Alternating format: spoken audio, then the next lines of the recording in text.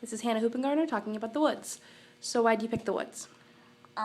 It was actually a really funny story because I submitted 3 completely different shows, and Karen said, no, none of those, for various reasons, but completely understandable reasons.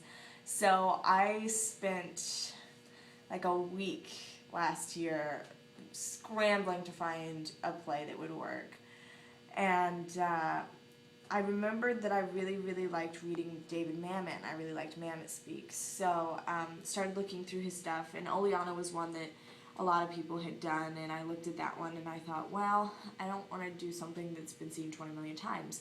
And so I found The Woods, which actually turned out to be one that he took off and gave no one the rights to for many, many years, so it hasn't been seen very much until a revival like in the 90s. And then so I read it and was intrigued by the characters and decided that it's one that I could do, and said, Karen, here you go.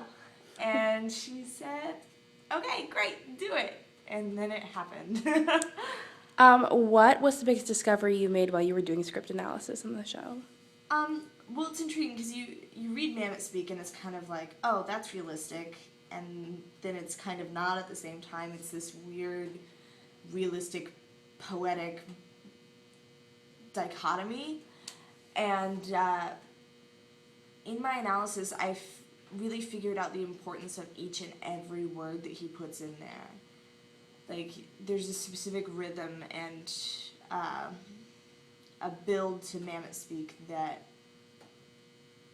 was really difficult to find, but once we found it, it was magical. And granted, we didn't have it all the time. It's kind of hard to have that perfect production, but we managed to grab it in the important parts. So. What changed once you had your show cast? Oof, everything. It's funny, actually, because I started out, when I initially read the play, I saw it as my friend Ethan, who I cast. But I had no idea who my Ruth was. And then I got into casting, and Jillian turned out to be the only person in auditions or callbacks for me that was actually taking chances and making choices. And that audition just totally altered the way I saw Ruth, because she's easily interpreted as a victim, and Jillian brought to her a sense of strength that I didn't initially see. What was the biggest challenge you faced in rehearsals? Whew! The content of the play, having a relationship in which one of them is abusive to the other sexually, because damn, almost every person in that room had a previous experience with that, so we were all dealing with not only the play, but our personal baggage with the play. And there was actually a day where we all had to sit down and be like, look, this is what's happening. We have to just keep moving through this. And there were multiple times where I was like, if you guys can't do this, I need to know.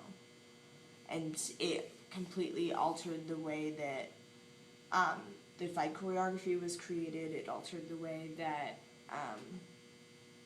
Jillian and Nick approached both of their characters and how affected they were by it. And what was your biggest lesson that you learned from the process? My biggest lesson was really becoming a leader instead of just talking at people.